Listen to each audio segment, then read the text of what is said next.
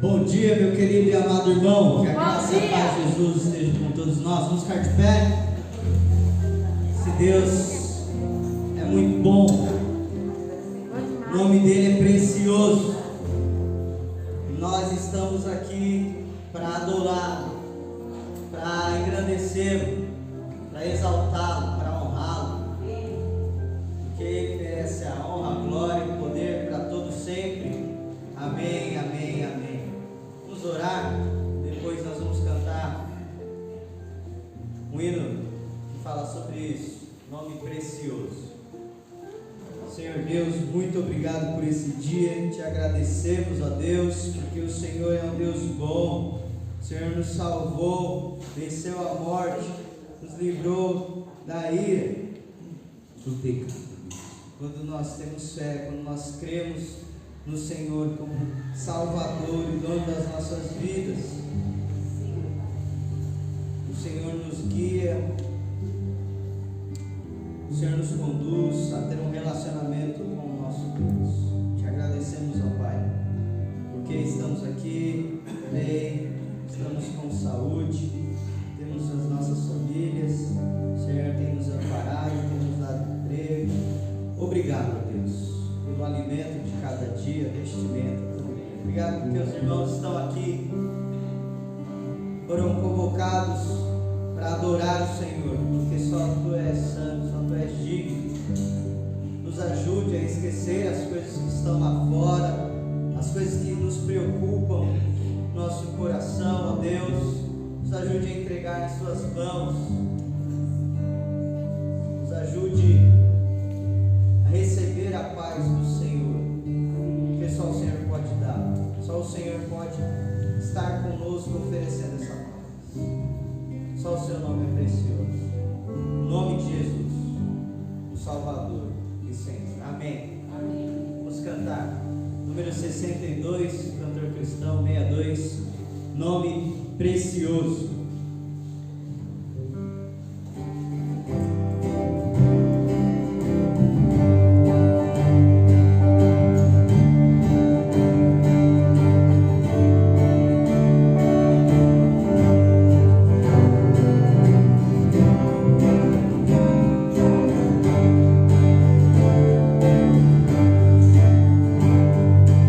Leva tu contigo nome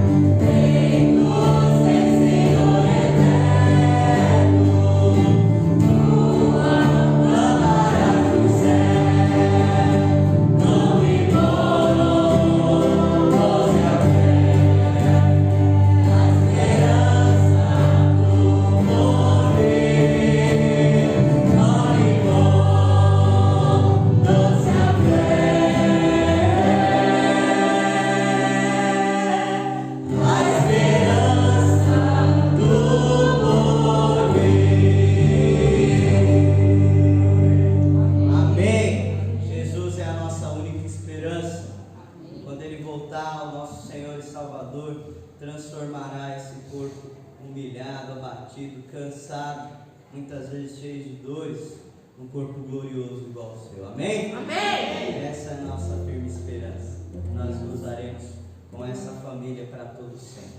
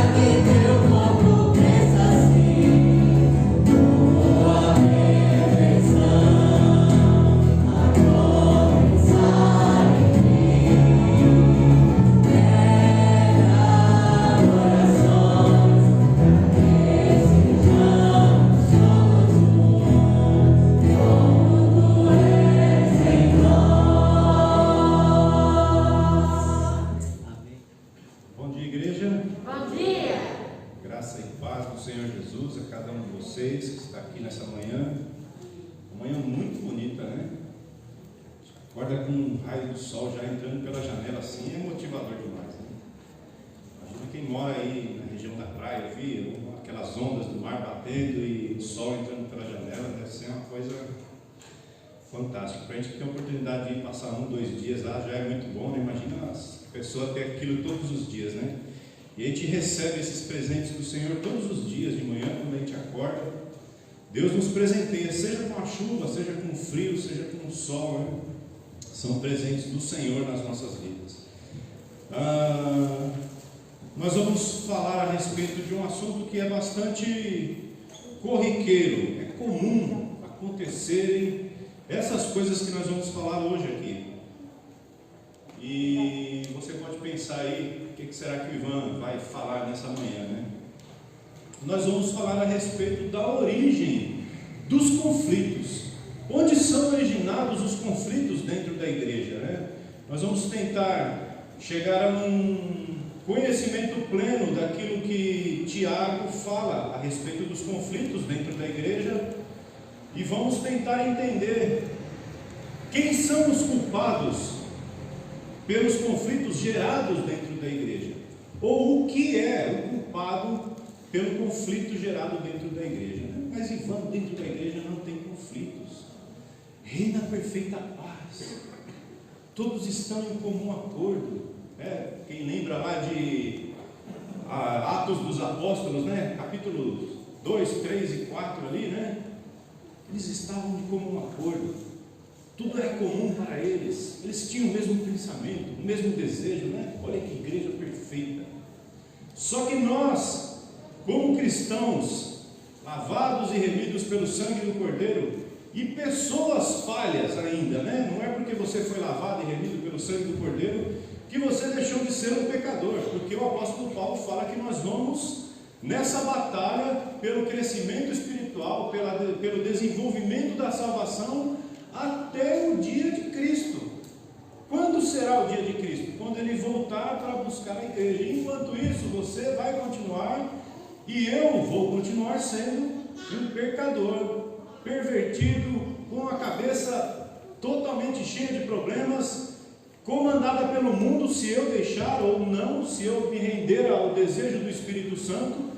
Mas nós vamos continuar dentro dessa luta, né? Vai ocorrer essa luta extrema dentro de nós, entre o bem e o mal, entre o mundo e Cristo.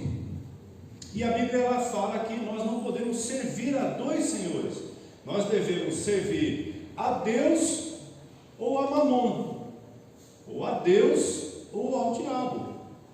Então nós estamos nessa incrível luta e nessa incrível experiência de idas e vindas dentro do reino de Deus, dentro do serviço cristão, e de conflitos extremos muitas vezes, e às vezes dentro da própria igreja. Isso não é lá no seu ambiente de trabalho não, às vezes é dentro da igreja que você vai sofrer os maiores conflitos da tua vida, porque você vai ter problemas dentro da igreja mesmo, por questão de pensamentos, questão de doutrinas, questão de conhecimentos, questão de ideologias, questões e vão e se seguem. Mas como nós podemos identificar, como enxergar a origem do conflito e como nós podemos nos precaver e prevenir que o corpo de Cristo sofra com conflitos, né? Primeiro nós vamos tentar entender o que são conflitos e como são gerados, para que depois nós possamos falar a respeito de como pode ser evitado um conflito, né? Antes de nós chegarmos em como evitar um conflito, nós precisamos identificar um conflito primeiro. Talvez eu esteja passando por um período de conflito com um irmão dentro da igreja e eu não sei identificar, eu não consigo dizer que aquilo realmente é um conflito, porque eu acho que aquilo é uma situação totalmente normal, né? Então abram aí para Tiago capítulo 4.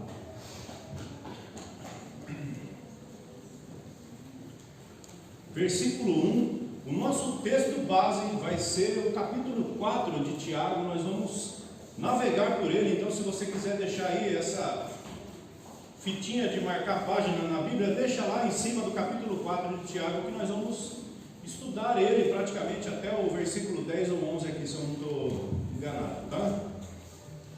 Os cânticos dessa manhã vieram como uma luva para o assunto que nós vamos tratar. Vieram assim, ó, do céu para dentro da igreja. Esse último cântico que a gente cantou aqui, eu vou pedir para o Lucas e a equipe voltar depois no finzinho do estudo e nós cantarmos novamente, a começar em mim. Porque esse cântico, ele diz 100% do que nós vamos estudar hoje.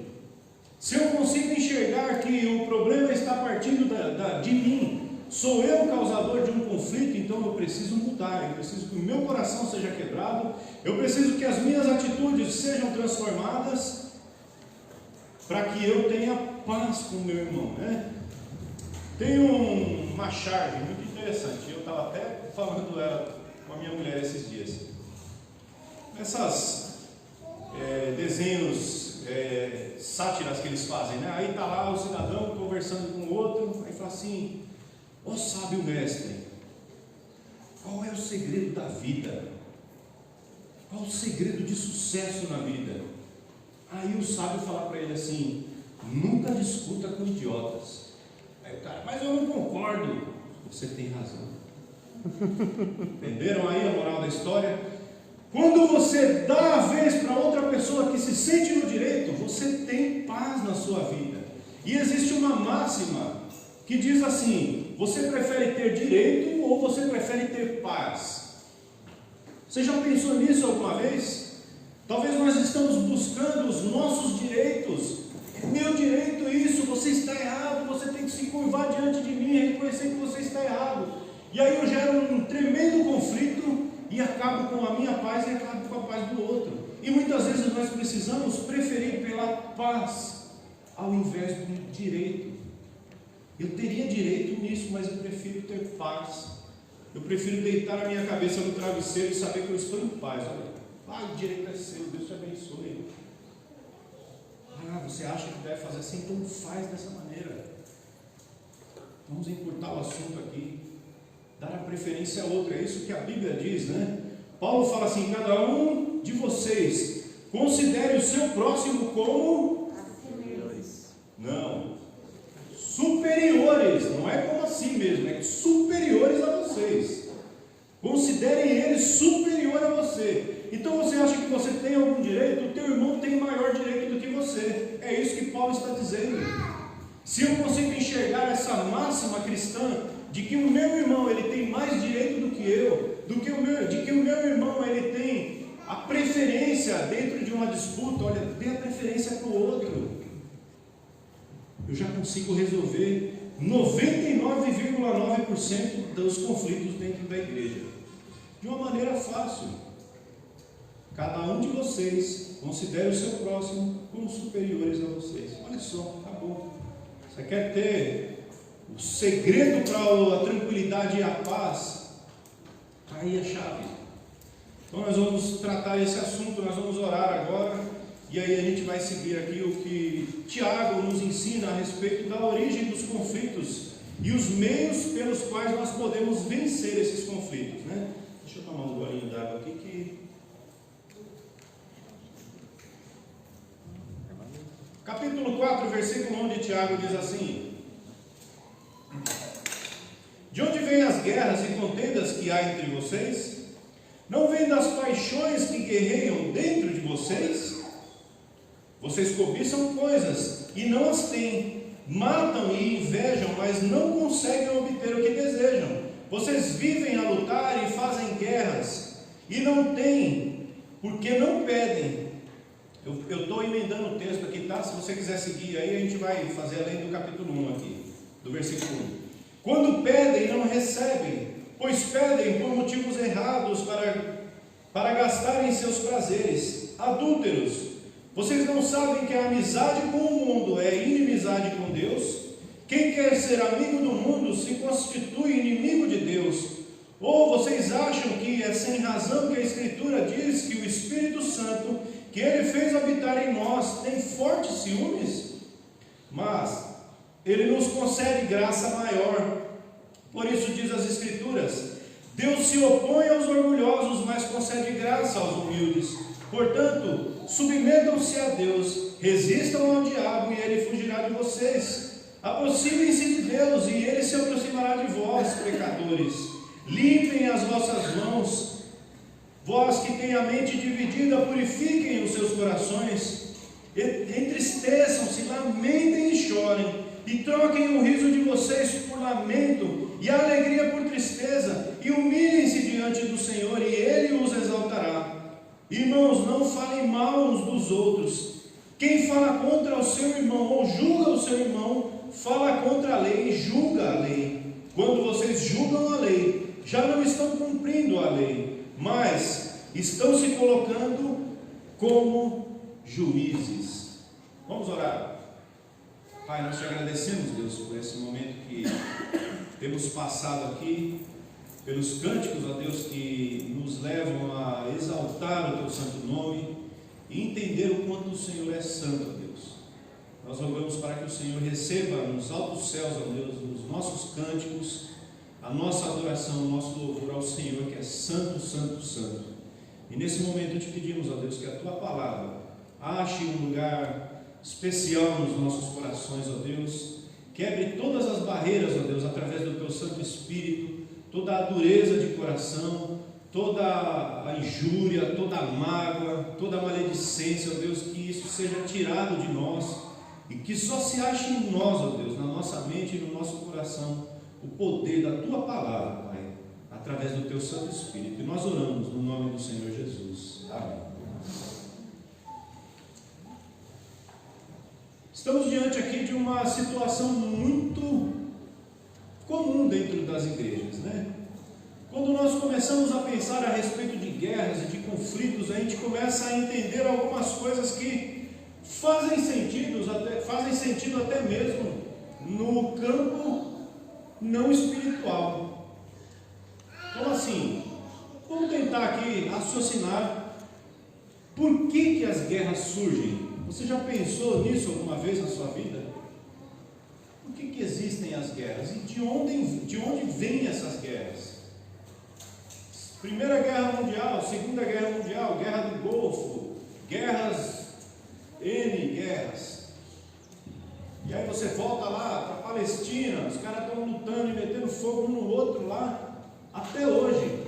Foi bombardeada essa semana uma região lá em Israel, se eu não estou enganado, né? Isso eu estava vendo aí no Google, e está em constante conflito aquela região. Eles vivem em pé de guerra constante, e aí você começa a pensar, mas de onde surgem essas guerras? Tiago, ele dá, além da pergunta, ele dá a resposta. E ele diz assim: de onde procedem as guerras e as contendas de vocês?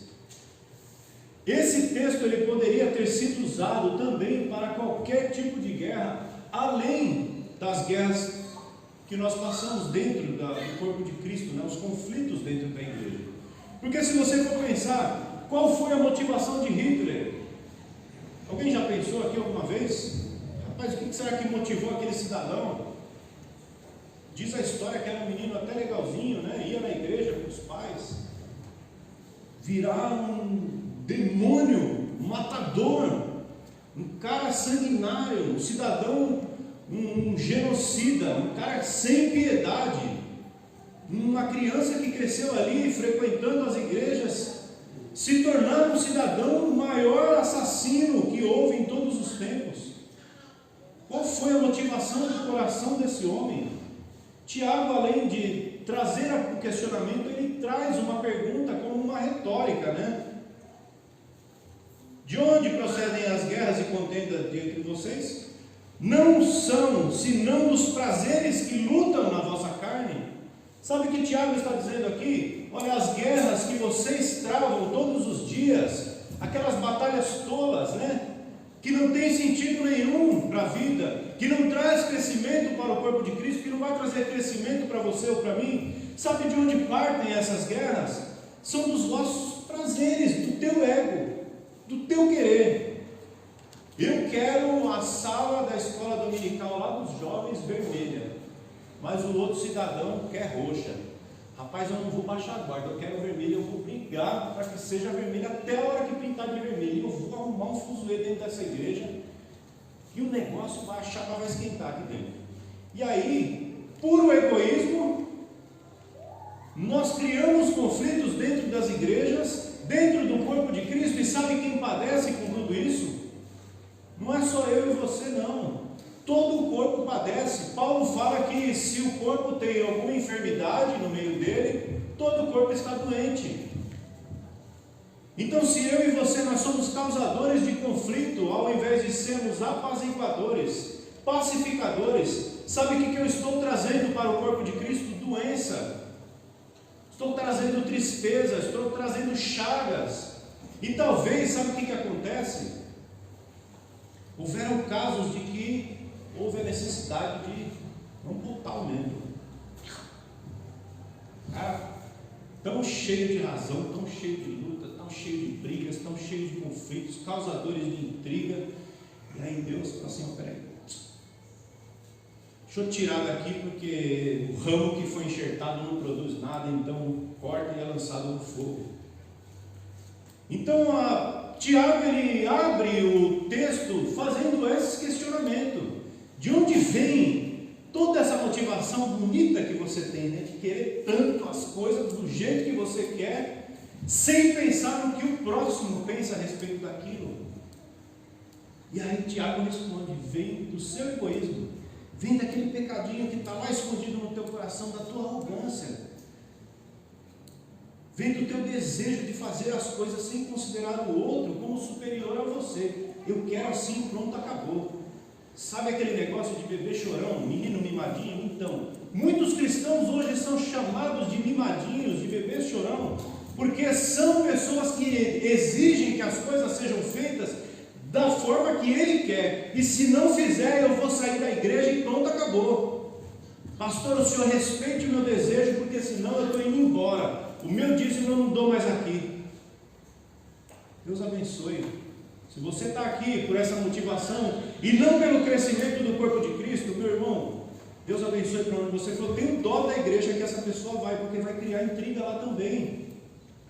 Vai arrumar encrenca lá. Sabe por quê? Porque o problema não está na igreja, o problema não está nos irmãos aqui, o problema está em nós. Tiago ele relaciona isso. Fala: vem dos desejos pecaminosos de vocês. Então não está dissimulado, não está espalhado na igreja, é individual. Cada um cria o seu conflito, né? A origem das guerras e dos pequenos conflitos interpessoais se encontram no interior do ser humano. Está dentro. A motivação vem de dentro, não vem de fora. Não é diferente a motivação de uma guerra onde você vê injustiça. Você está vendo a injustiça, você está vendo que existem coisas a serem corrigidas, pessoas sendo perseguidas sem necessidade. E aí você cria uma motivação em cima de terceiros. Mas quando a motivação está saindo de dentro de você, não é algo sadio, é um conflito, é uma briga mesmo. Você está decretando que você está pronto para a guerra, seja com quem for, venha quem vier. E é isso que você está dizendo. De onde, senão, dos prazeres que lutam, que batalham dentro da carne de vocês, Tiago fala.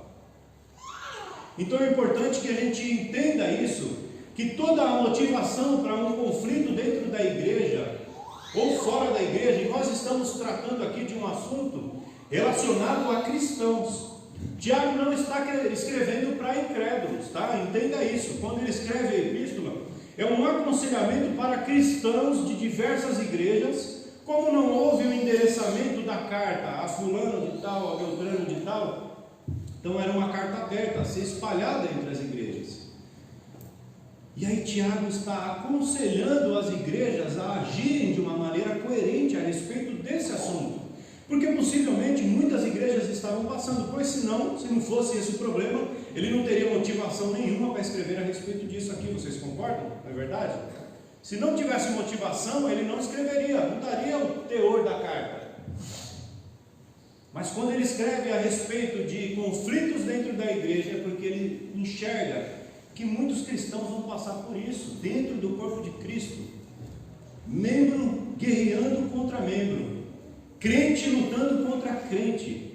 E aí, qual que é o problema grande de tudo isso? É que quando nós lutamos e conflitamos contra nós mesmos, uns com os outros, nós nos esquecemos de lutar e combater o pecado, de lutar e combater a mentira, a fofoca, as paixões mundanas, porque nós estamos tão travados na nossa guerra pessoal, no nosso desejo, do nosso ego.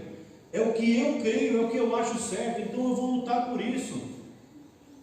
E aí você cria conflitos. E você se esquece de que você precisa batalhar pela causa de Cristo. E aí muitas vezes, enquanto nós estamos aqui dentro da igreja, brigando para saber a cor do teto, a cor da caixa, o estilo de ventilador, o tamanho da televisão, o modelo de sala de juniores, o tamanho da tela, a cor da roupa da irmã, a cor do cabelo da irmã, enquanto nós estamos nessa nossa briga egoísta, nós estamos nos esquecendo de que pessoas estão morrendo longe de Jesus Cristo. E aí nós estamos travando batalhas pessoais pelo nosso ego. É a minha forma de enxergar e eu não abro mão dela de forma alguma. É assim que nós estamos fazendo. Esse sou eu. Bem-vindo. Essa é a descrição completa de um cidadão que poderia ser eu e você. Então nós precisamos entender que dentro do corpo não existe o meu direito, não existem as minhas convicções, não existem as minhas batalhas pessoais, é o todo.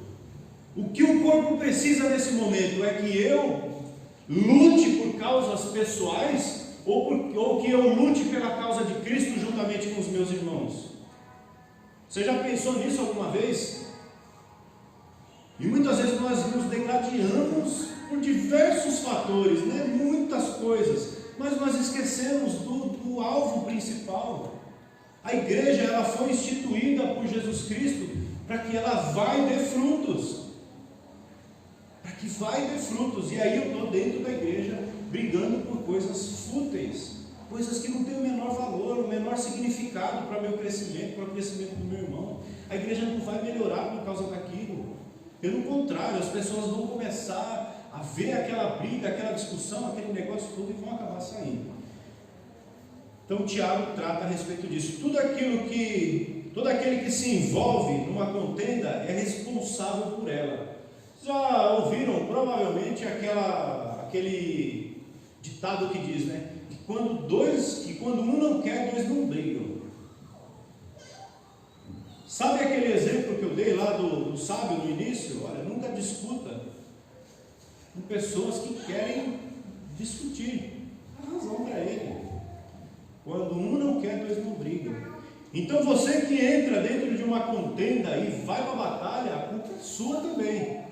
Não se sinta aí justificado porque você está indo contra uma pessoa que está errada. Não, se você entrou numa batalha, você tem o seu ego aflorado pela batalha também, são as suas convicções. Então Tiago ele expõe dessa maneira, né? Existem alguns efeitos que são característicos dos conflitos e nós vamos ver algumas coisas que são importantes para nós detectarmos esses efeitos, né? O que gera um conflito, de onde ele surge, ou quais são as motivações, né? Primeiro delas aí, abre lá, deixa aberto aí, né, em Tiago capítulo 4, nós vamos ler do versículo 2 ao 6 novamente, só para a gente pegar aqui a visão panorâmica do acontecimento, tá? Algum irmão aí quiser ler com a voz aí bem forte, leia para a gente, do 2 ao 6.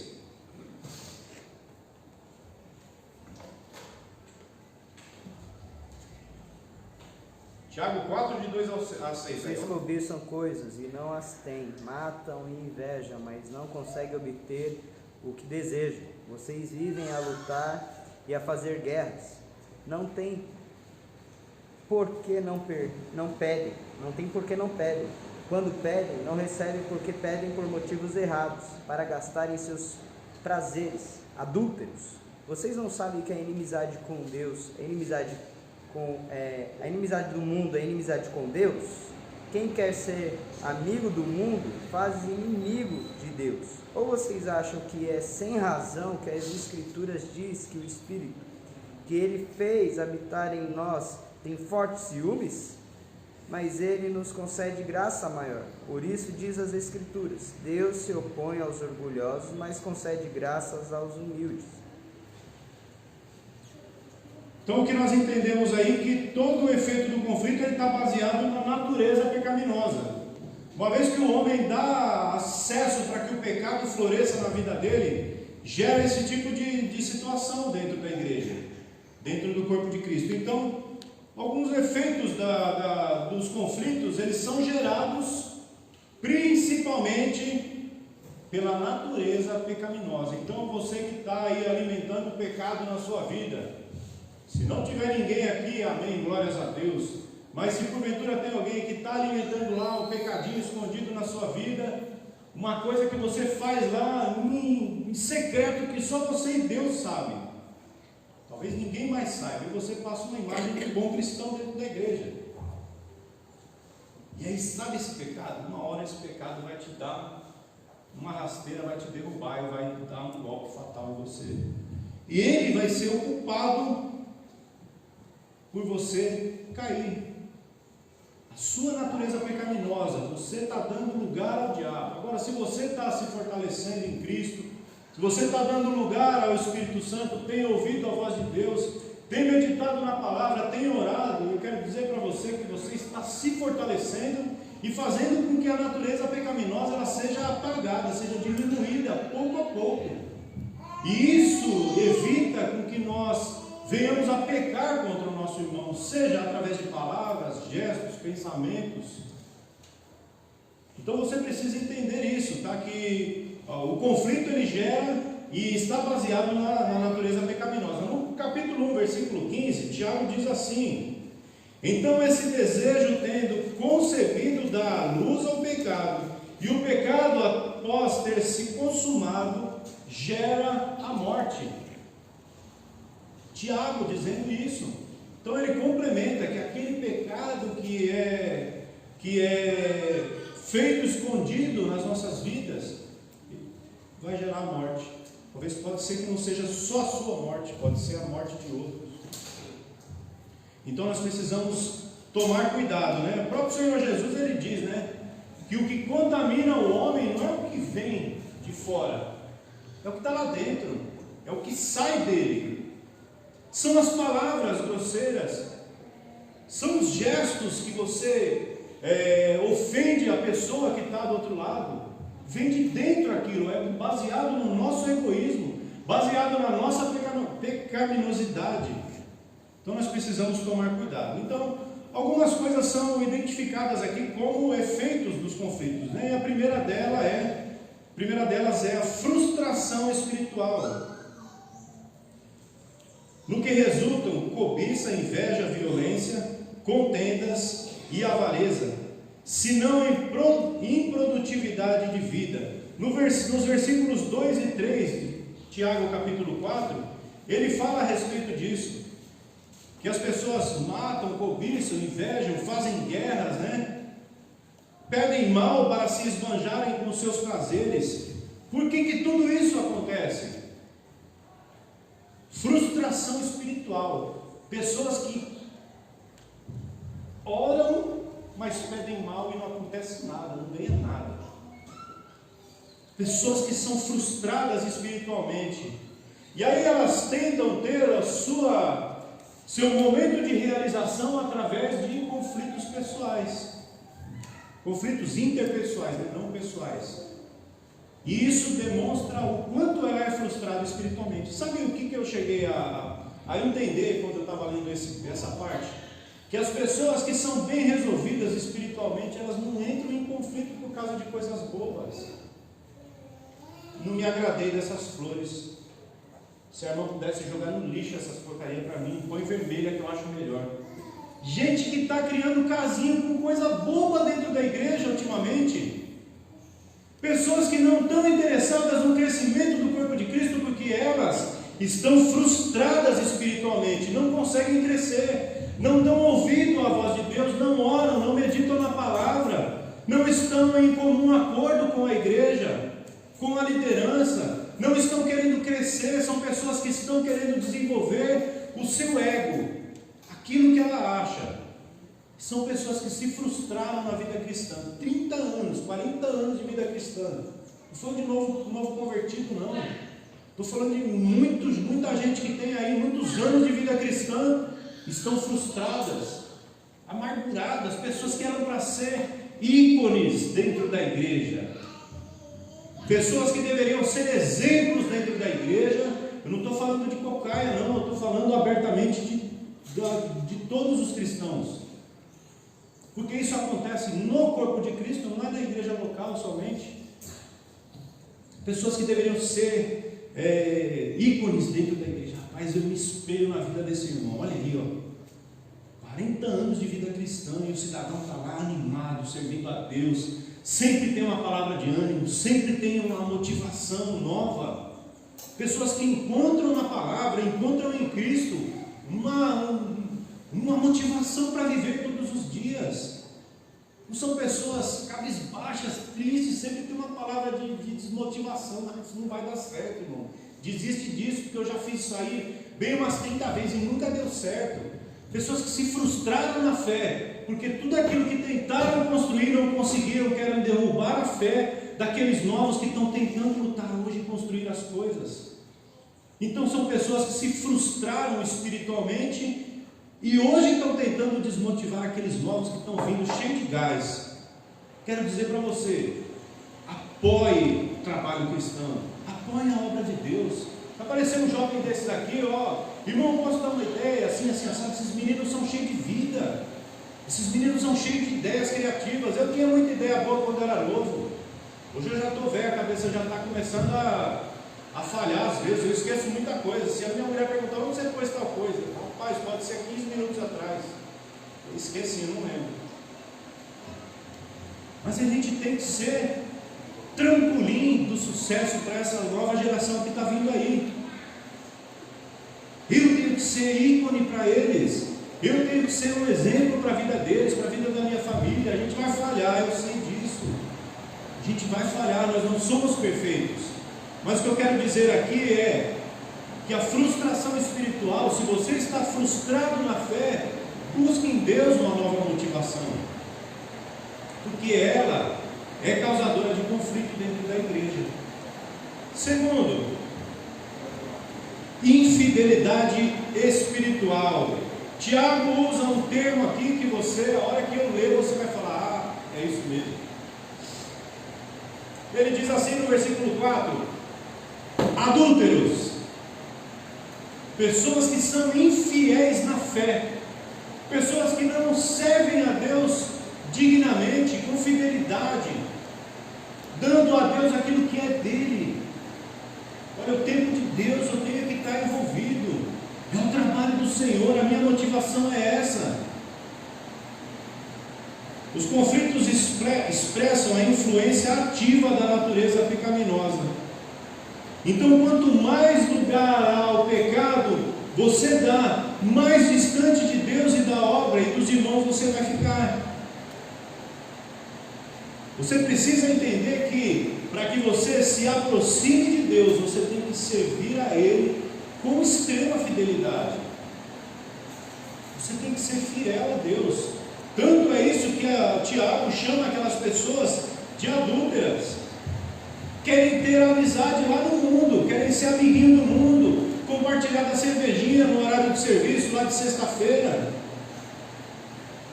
compartilhar lá da música, lá no happy hour, né?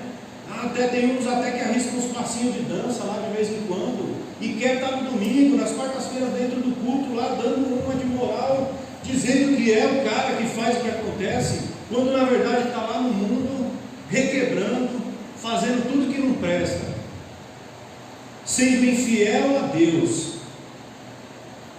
Você que quer se constituir amigo do mundo, Tiago fala, você é inimigo de Deus, e ponto final, não tem meio termo. O cara que é colegazinho do mundão lá, ele é inimigo de Deus e pronto, acabou. E isso é um dos motivos pelos quais os conflitos dentro da igreja aparecem, porque aí sabe o que vai acontecer? Pela minha cultura fora da igreja, eu vou tentar trazer essa mesma cultura para dentro da igreja, e aí vai conflitar com a obra de Deus, aí vai conflitar. Então chega, pastor, estava de no louvor aí colocar um funk gospel, o negócio está revolucionando. Tem muito crente aí, ó, muito jovem aí que está lá nas baladas e em vez de ir para as baladas, está indo para dentro da igreja aí, porque está lá o ratatá de Jesus lá dentro da igreja. O que é que o senhor acha de pôr um pancadão gospel aí no sábado? Com as luzes aqui girando e tal, e chamar os jovens para dentro para a gente encher a igreja aqui. Bom, vou falar um negócio para vocês, eu sou 100% a favor de fazer um trabalho forte para que tragam jovens para dentro da igreja.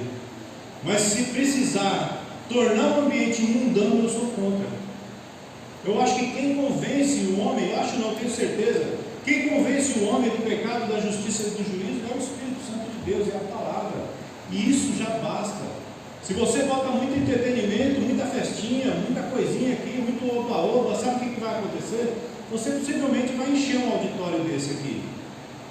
Eu acredito que vai. O pregador não vai vir cantar na Igreja Batista do Parque Tocaia. Oh, que legal. Eu não vou falar mal do pregador do que eu gosto, tá? Então, se você se ofender com isso, é tua consciência com Deus, mas a minha está tranquila. Tem muitas coisas, tem muita letra boa, tem muita poesia boa dentro da música daquele cidadão, mas eu não vou fazer apologia, nem vou defender aquilo que eu creio, tá? Essa é a opinião minha. Mas vamos dizer, pregador não vai vir cantar dentro da Igreja Batista em Parque Tocaia. Se você pôr uma faixa ali na frente, irmãos, eu vou dizer para você que em meia hora não vai ter cadeira mais para encher isso aqui. Vai faltar lugar. Vai ter nego fazendo fila lá fora para ouvir apenas. Sabe por quê? Porque as pessoas querem o oba-oba. Elas querem o oba-oba.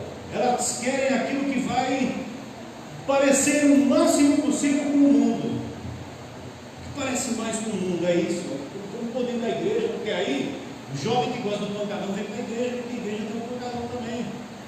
O pancadão tem as irmãs que requebram lá e tal, né? E aí o jovenzinho vem para cá. Estou falando de coisa que eu sei. Tem vídeo no YouTube de igrejas que tem colocado isso, irmãos, e é fato que isso está acontecendo, tá? Até os passinhos de lá de fora estão dentro de muitas igrejas hoje. Não é uma coisa que eu estou inventando da minha cabeça, não, são coisas que a gente vê. Então, são pessoas que são adúlteras, são infiéis a Deus, elas não querem um compromisso verdadeiro com Deus, elas não querem saber que elas estão ali para servir a Deus, para ouvir a palavra, para crescerem, para desenvolverem os seus dons e talentos. Elas estão dentro da igreja para serem intertidas, né? Fala aí, pastor, uma coisa boa que agora eu quero ouvir.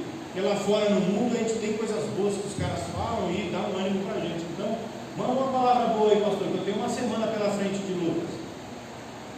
Elas querem e põem em comparação o reino de Deus com as coisas lá de fora. Então, você que quer se constituir amigo do mundo, saiba que Tiago diz aqui abertamente: você é inimigo de Deus, e ponto final, e não tem meio termo. Então a infidelidade espiritual, ela gera esse tipo de conflito dentro da igreja também.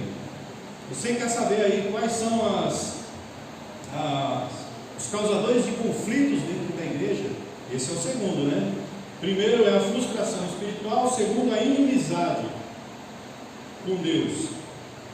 Terceiro, a inimizade espiritual. Não compreendeis que a amizade do mundo é inimiga de Deus? Aquele, pois, que quiser ser amigo do mundo, constitui-se inimigo de Deus. A inimizade com Deus é resultado de infidelidade para com Deus. Então, tanto o outro tema quanto esse, tanto a infidelidade quanto a inimizade, elas são semelhantes, são irmãs, elas andam juntas. Uma vez que você se constitui infiel a Deus, você se torna um inimigo. Porque quando você passa a ser infiel a Deus e adota os padrões do mundo, você começa a se comportar dentro da igreja de maneira que como se você estivesse declarando: olha, eu sou inimigo de Deus. E você não fala isso abertamente, mas as suas atitudes falam. As suas atitudes vão falar a respeito disso. Quando as pessoas concordarem a respeito de um trabalho espiritual dentro da igreja, olha, vamos fazer um evento para crescimento do corpo de Cristo, uma conferência, algo que vai trazer grande revolução nas nossas vidas, né? Um incentivo maior. Conferência de um novo pastor. Não, vamos fazer o quê? Vamos sair para evangelizar as pessoas, vamos lá, moradores de rua, nós vamos levar um alimento lá, nós vamos pregar o evangelho. Nós vamos levar a palavra de Deus, vamos cantar cântico. Morador de rua, os caras escolheram estar lá, deixa eles lá. Tudo que forem fazer dentro da igreja, você vai se tornar um inimigo daquilo. Porque você está se moldando aos padrões do mundo, né? O Paulo fala lá em Romanos capítulo 12, 1 e 2, né? Então você precisa entender isso, que quando você começa a tomar o molde do mundo, você passa a ter essa inimizade com Deus. E aí foi aquilo que nós falamos lá no início. a respeito de Hitler e de tantos outros homens, né? Qual é a motivação real para que haja uma guerra, né? Para que uma guerra seja instaurada? 1 João capítulo 2, versículo 15 diz assim: a inimizade com Deus é resultado da infidelidade.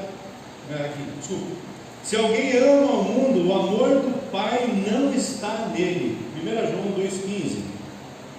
Se alguém ama o mundo, o amor do Pai não está nele.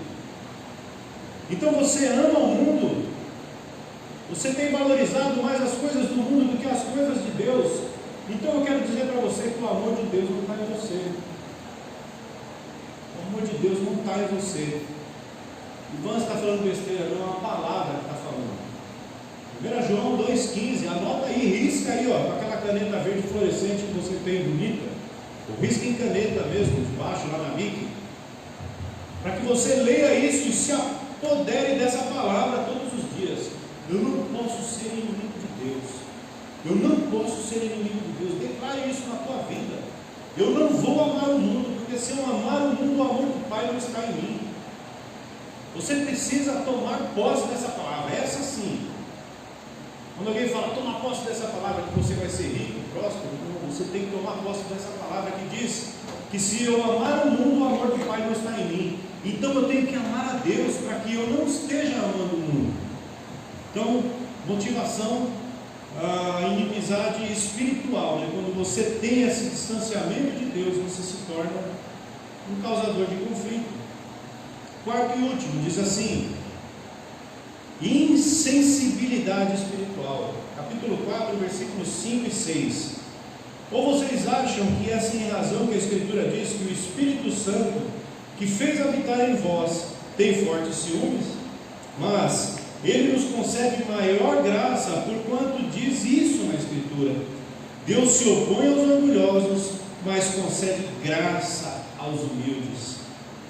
Tiago está aqui trazendo a ideia de que quando a pessoa se torna insensível espiritualmente, já não tem mais ouvidos para ouvir a voz do Espírito Santo, ela passa a tomar as suas próprias decisões e atitudes egoístas, sem consultar aquilo que Deus quer ou pensa a respeito de algo. Você ultimamente tem consultado o Senhor naquilo que você vai fazer? Ou será que você tem tomado as suas decisões de acordo com aquilo que você pensa ou acha? Ou talvez através de um conselho de um amigo, né, de um familiar. Se eu fosse você eu faria isso. Acho que ele tem razão, vou fazer isso mesmo. E por não ouvirmos a voz do Espírito Santo, né, Paulo escreve lá em Timóteo capítulo 4, versículo 19, se eu não estou enganado, tá? Não apagueis o Espírito Santo. Ou em outras traduções, não extinguir o Espírito Santo. Como eu faço para apagar ou extinguir o Espírito Santo na minha vida? A partir do momento que eu tenho uma vida totalmente pecaminosa, longe dos caminhos do Senhor, vivendo uma vida desordenada, não leio mais a Bíblia, eu não oro mais, eu ando por aquilo que meus pés estão me direcionando, ou pelo que o meu pensamento me levar a fazer. Você começa a apagar a voz do Espírito Santo, e aí sabe o que vai acontecer? O Espírito Santo vai aparecer, aquele eco bem lá no fundo. Acho que eu estou ouvindo coisa, estou ficando louco. Você vai começar a pensar que está estressado, está em depressão. É que você não está ouvindo mais a voz do Espírito Santo. Você apagou a ação dele através das suas atitudes, através das suas decisões pecaminosas, mundanas. Você tem apagado a voz do Espírito Santo, dele falar com você: meu filho, não vai por aí não, vai por aqui. Você se tornou insensível. E Tiago ele fala: olha, não é sem razão que a Escritura diz assim, que o Espírito Santo que ele fez habitar em vós tem grande ciúme de vocês.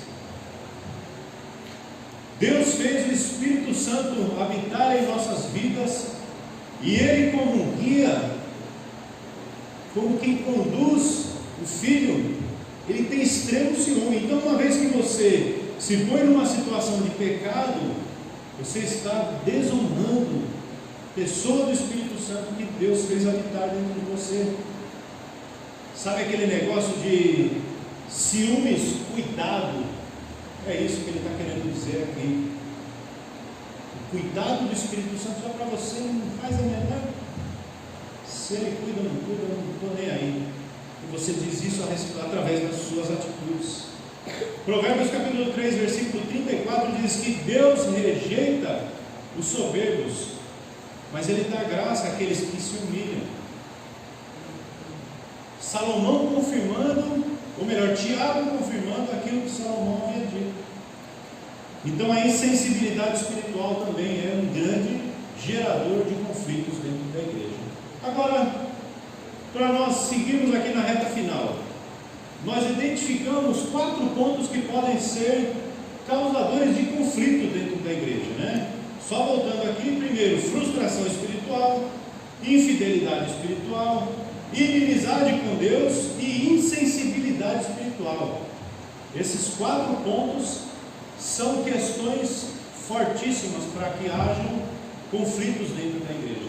E se você não prestou atenção, você viu que todos esses temas que nós dissemos aqui, que são causadores de conflito dentro da igreja, estão relacionados pessoalmente a cada um de nós, estão relacionados intimamente às nossas vidas, né? Não é algo que está relacionado ao outro só, diz respeito a mim. Se eu estou longe de Deus, se eu sou infiel a Deus, se eu não ouço a voz dele, se eu sou frustrado espiritualmente, aí eu começo a criar guerrinhas, intriguinhas, disputazinhas tolas, né? Então estão relacionados ao nosso íntimo, né? Tiago fala, olha, de onde vêm essas guerras que guerreiam nos vossos membros, se não de dentro de vós? E agora nós vamos tentar entender e encontrar soluções para o conflito. Não adianta eu trazer aqui 17 possibilidades de 17 causadores de conflito dentro da igreja, se eu não disser para você como você pode solucionar o problema do conflito dentro da igreja. Tá legal, Ivan, e agora? O que eu faço? Já identifiquei o problema, talvez seja eu, talvez seja o Ivan. O que eu posso fazer agora para resolver essa parada, né? Eu não posso continuar vivendo assim. Eu tenho que resolver o problema. O problema está aí, está na minha frente, eu enxerguei ele. O que eu faço agora? Capítulo 4, de 7 a 10, Tiago vai trazer aí a solução para todos os seus problemas. Olha só, hein? Estaria tema de uma pregação, prosperidade bonita até, né? Solução para todos os problemas está aqui, irmão. Mas para todos os problemas de conflito, eu creio que estão aqui mesmo, tá? Versículos de 7 a 10 diz assim: portanto, submetam-se a Deus e resistam ao diabo, e ele fugirá de vocês. Aproximem-se de Deus e ele se aproximará de vocês. Pecadores, limpem as mãos de vocês, e aqueles que têm a mente dividida, purifiquem o coração. Entristeçam-se, lamentem e chorem. Troquem o riso por lamento e a alegria por tristeza, e humilhem-se diante do Senhor, e Ele os exaltará.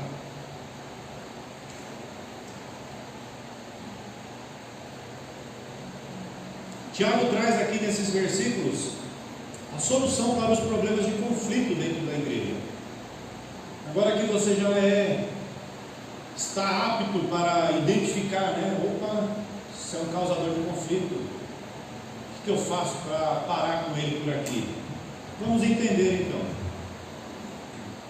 7 meios para os quais os crentes devem vencer esses conflitos. E esses 7 meios são meios imperativos. São imperativos bíblicos. E o que são imperativos bíblicos? Alguém quer arriscar aí? Dou-lhe uma, dou-lhe duas. Eu escolhi. Ordens, exatamente. O imperativo é quando alguém dá uma ordem para você. Faça, haja dessa maneira, pratique isso. São imperativos bíblicos. Então nós lemos aqui 7 imperativos bíblicos. E desses 7, 2 estão interligados ao 7º. Então vai parecer que tem 8 e 9, tá? Mas o 7 é dividido em 3, tá bom? Por estar dentro do mesmo tema ali. Primeiro deles, sujeição a Deus. Capítulo 4, versículo 7. A primeira ordem é sujeitai-vos. E o que isso quer dizer? Você se alinhar sobre a autoridade de alguém. Sabe aquela coisa que o seu patrão diz assim: olha, tira essa caixa daqui e põe ali. Ele tem um motivo para ele te pedir aquilo, né? Porque provavelmente ele vai usar essa área. Então faça isso. E aí você se alinha com a autoridade do seu superior e você vai e efetua o trabalho. Então, quando a Bíblia diz que você deve se sujeitar a Deus, sujeitar-vos a Deus, é você estar debaixo ou alinhado à ordem daquele que está dando essa ordenança. Se você quer estar sujeito a Deus, mas não quer cumprir aquilo que Ele pede, como você vai estar sujeito a alguém? Você já pensou nisso alguma vez? Você quer estar sujeito à vontade de Deus, mas você não quer obedecer. Você é um filho que quer agir de acordo com as suas convicções, com os seus achômetros. Quando na verdade você deve ir e praticar aquilo que está sendo dito, né? Alguém leia para a gente aí, Lucas capítulo 2, versículo 51.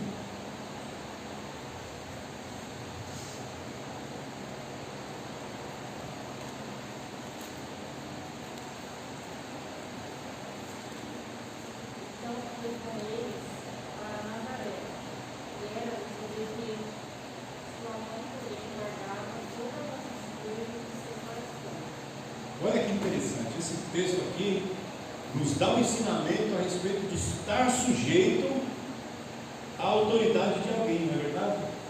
O que fala a respeito de Jesus aqui? Que ele era obediente, olha só, o Criador do universo, o Rei dos Reis, o Senhor dos Senhores, a autoridade máxima sobre a qual todo homem, toda mulher e todo joelho se dobrará um dia. Estava sujeito e obedecia aos pais. Era-lhes obediente. A raiz de obediência é a mesma raiz de estar sujeito. Estava debaixo da autoridade. Então Jesus ele dá o exemplo a respeito de estar sujeito à autoridade de alguém, dizendo para nós assim: olha, da mesma forma que eu estive sujeito à autoridade de uma mãe e um pai constituído por Deus, né? Porque Deus escolheu José e Maria para que fossem através dos quais Jesus viria ao mundo, e ele estava sujeito a eles, né? Do contrário, não teria necessidade do escritor escrever isso aqui, porque ele era obediente. Então o primeiro ponto aqui para a solução de conflitos é que você esteja sujeito a Deus, esteja debaixo da ordem de Deus, esteja debaixo da mão do Senhor. Daquilo que Ele requer das nossas vidas, nós precisamos estar condizentes com aquilo, obedecendo a Ele de forma correta.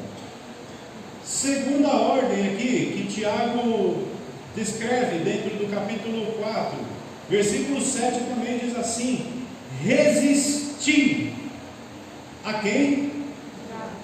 Ao diabo. Nesse caso, na primeira situação aqui, o verbo ele exigia uma ordem passiva, né? De alguém que vai estar sob a ordem de alguém, né? Você está sob o mandato de alguém, então é uma situação passiva. É você se colocar debaixo da ordem de alguém e aguardar a ordem.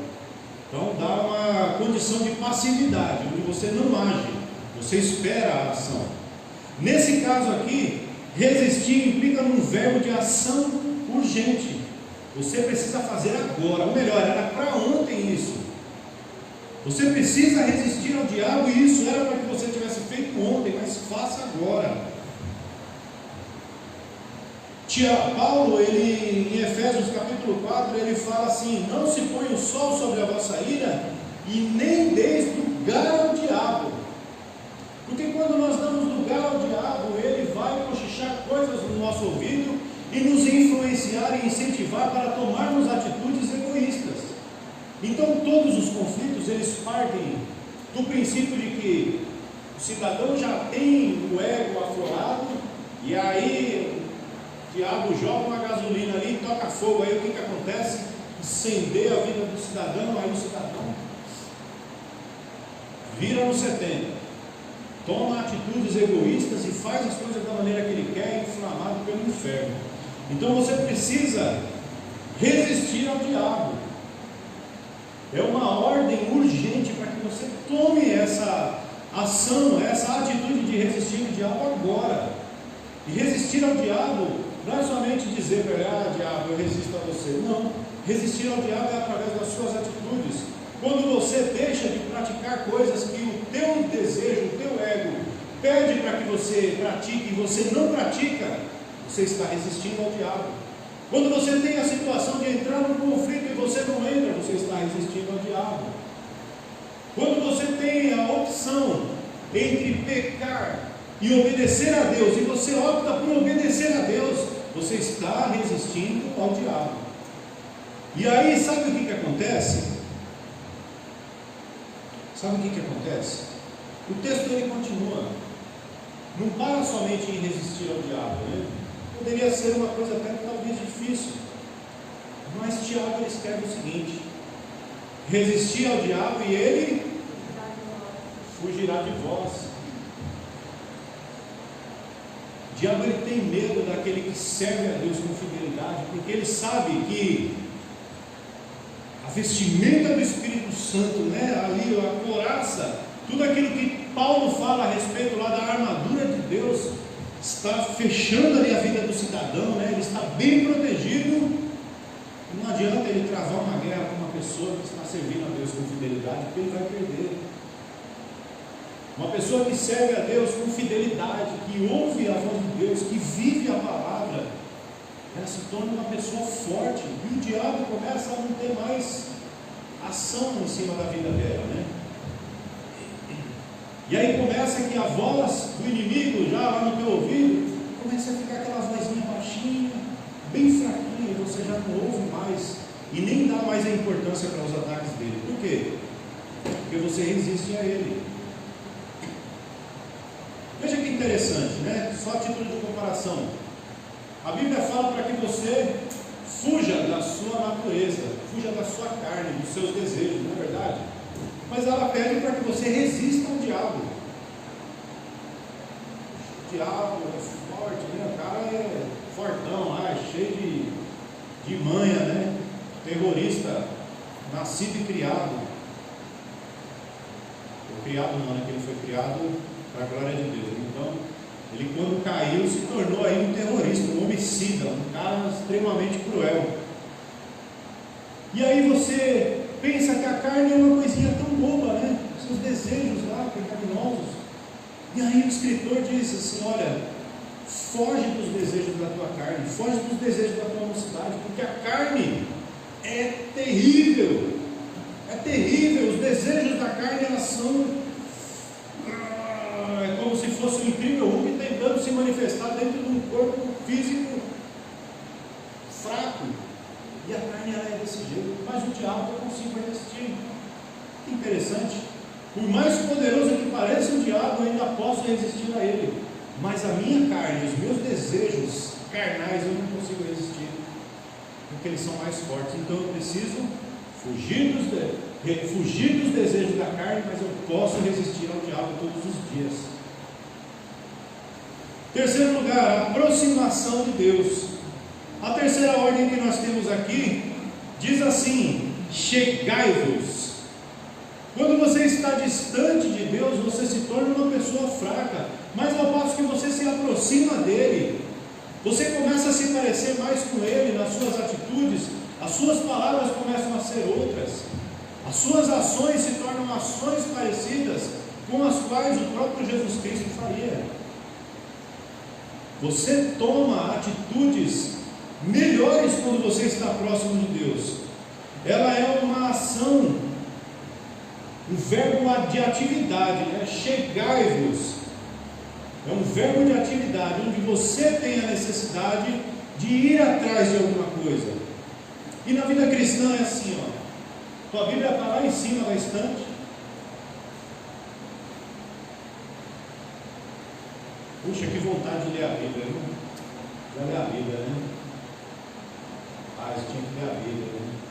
E aí o tempo vai passando, se você não toma a atitude de ir atrás da sua Bíblia e tirar o pó dela, e pegar a Bíblia e lê-la todos os dias, seja na sua versão de papel ou digital online que você tem aí no seu celular, se você não faz isso todos os dias, sabe o que vai acontecer? Você começa a se distanciar de Deus. Isaías, ele fala uma coisa interessante, né? Chegai-vos a Deus e Ele se chegará a vós. Quando você vai atrás de Deus e Deus entende aquilo que você está fazendo de coração aberto, com a mente consciente de que você realmente quer encontrar Deus, Deus vai atrás de você. Ele está vindo, então eu estou indo ao encontro dele. Chegai-vos a Deus e Ele se chegará a vós. Então você precisa ir até Ele. O primeiro passo é dado por nós. Sou eu que tenho que ir atrás do prejuízo. Deus está na condição de Deus. Ele é o Criador. Ele é a autoridade máxima. Quem é que precisa ir atrás de alguém? Quem precisa de poder para ser revestido todos os dias? Quem precisa de transformação? Não sou eu? Eu tenho que correr atrás da transformação. Sabe o que eu me lembro? Isso aí é igual aquele jovenzinho que está apaixonado, né? Vamos falar da gente aí, né? Quando a gente queria ir atrás da namoradinha lá, né? Daquela garota que fazia nosso olho brilhar, né? A barriga estava naquele escalafrio. Aí o cidadão acordava todo dia, fazia o quê? Puxa, rapaz, acho que eu vou dar uma corridinha lá na casa dela. Mas é rapidinho, uma coisinha rápida. Vou lá só para dar uma olhadinha, né? E já vou embora. Não é verdade? Para os homens aí que são casados, eu estou mentindo? Ninguém quer se comprometer, né? Mas a gente faz isso. Sabe por quê? Porque a gente quer estar perto. A gente se sente bem estando perto. É aquela questão de estar apaixonado, né? É o amor que incendeia, é a paixão. Então, irmão, em tudo que você fizer, você precisa ter paixão envolvida. Precisa ter paixão. Tem que existir o amor ágape, que é aquele amor verdadeiro, o amor de entrega, o amor sem fingimento. Mas se não tiver paixão, o fogo não acende. Se você não tem paixão pela obra de Deus, pelas coisas do Senhor, não desperta, você não cresce, você não vai atrás. Quando Tiago escreve isso, olha, chegai-vos a Deus, você precisa ir com paixão, querendo mesmo encontrar. Então o terceiro aqui ponto é a aproximação de Deus. Quarto ponto, a purificação pessoal. A ordem que é dada lá no capítulo 4, versículo 8 é purificai. Essa purificação exige abandono de atitudes que geram conflito. Quando você purifica a sua mente e o seu coração, automaticamente você começa a ter atitudes que já não são mais as mesmas atitudes. Aquele cidadão que tinha a boca suja e ele purifica a mente dele e o coração, ele já não é mais um boca suja, hoje ele é um boca limpa. O cara que já não fala os mesmos palavrões, não se encanta mais com aquelas mesmas coisas que antes. Pode até dar um escorregãozinho de vez em quando ali, porque a carne milita contra o espírito, né? Mas o foco dele é ter uma vida nova. O foco dele é ter uma novidade de vida ali. Então ele se purifica, ele vai se limpando. E o processo de purificação, ele é um processo que se estende possivelmente até a vinda do Senhor Jesus, até o dia em que seremos recebidos na glória. Você todos os dias vai se purificar de algo, vai se limpar. Para que você se limpe, você precisa se render à vontade. Então enxergue que todas as coisas elas estão interligadas aqui. Para que haja uma atitude, tem que haver as outras antes. Quinto lugar, além da purificação, existe a limpeza. A limpeza, nesse caso aqui, uma limpeza mais interna do que externa. Visto que nós somos templo do Espírito Santo, é necessário que o cidadão tome um banho, né? Passa um desodorantezinho nas axilas, lava o cabelo, tira lá, passa um talquinho nos pés para não ficar com chulé. Importante isso. Só que isso não é tão importante quanto a limpeza dentro das nossas vidas.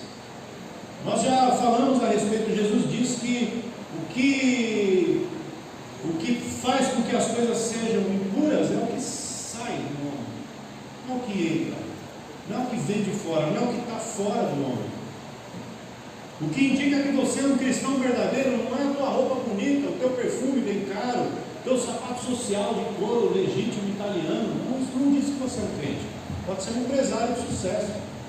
O que indica que você é um cristão verdadeiro é a sua limpeza interior, aquilo que está lá dentro e que flui para que as outras pessoas ouçam aquilo que você fala, as suas atitudes.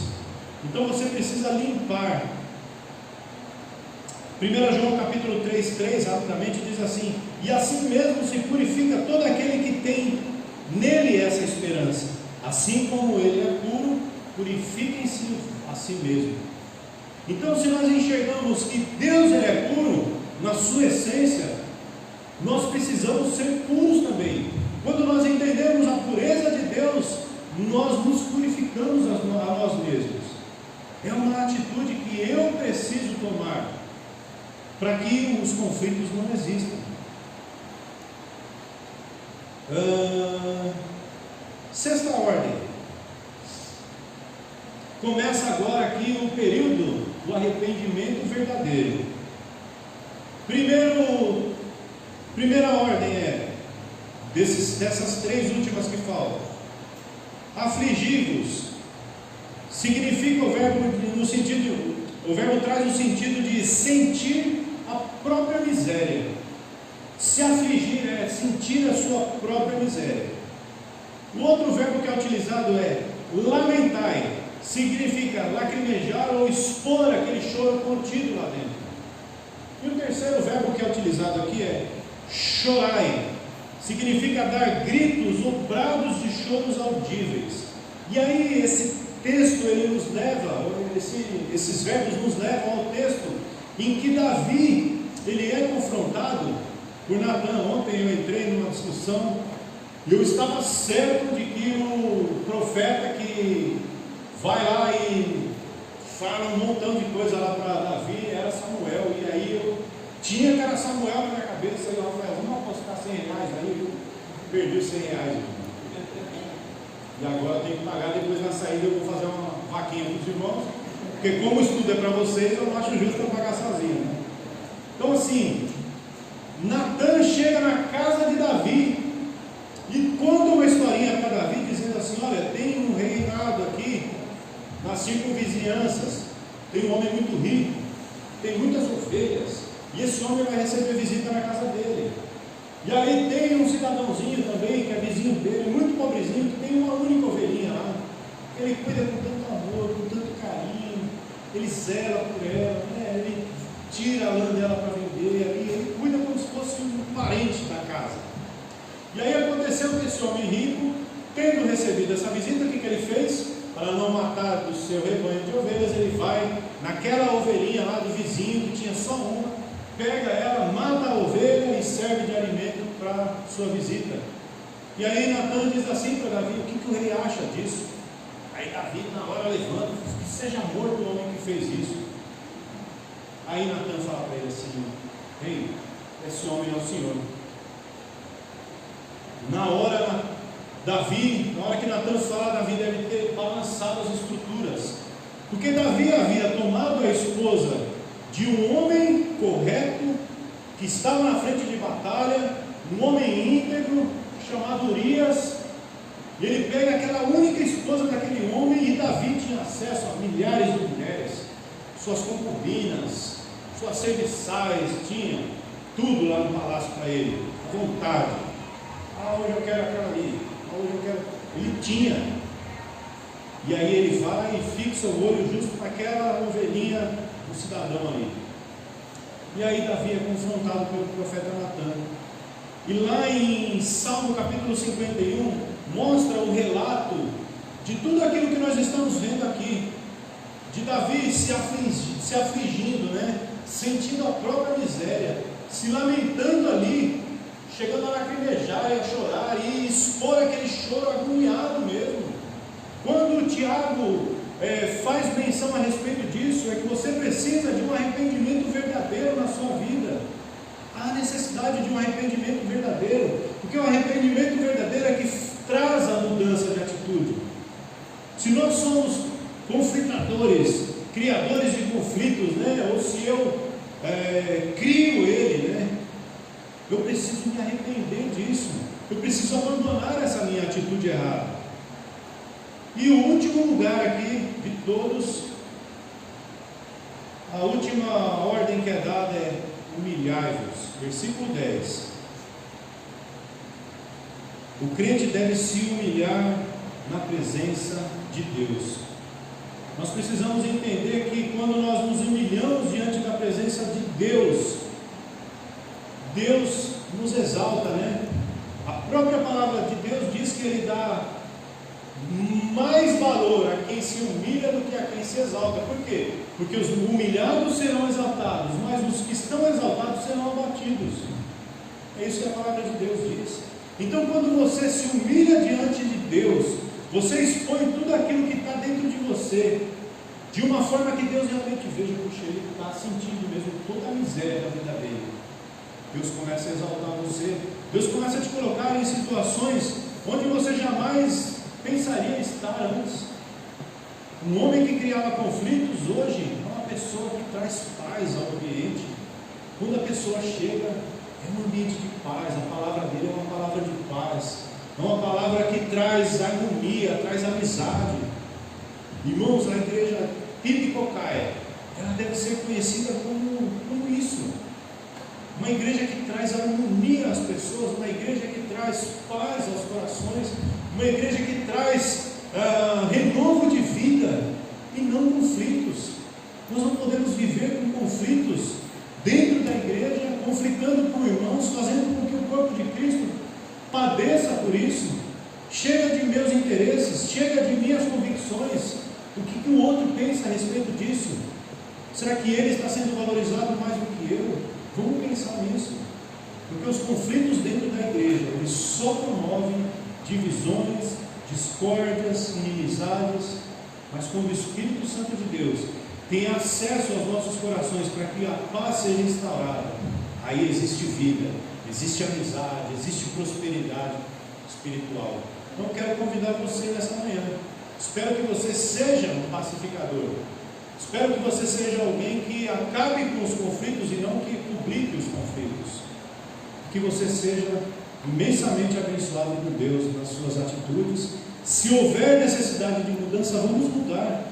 Vamos reconhecer as nossas falhas e mudar para o crescimento da igreja, para o crescimento do corpo de Cristo. Isso é bom, isso é saudável para nós. E eu espero que essa mudança possa começar em mim e ser refletida a todos vocês. Eu queria convidar o Lucas aqui, a equipe de louvor, para a gente cantar aquele cântico, A Começar em Mim, só para a gente terminar essa parte, aí o pastor está com a palavra.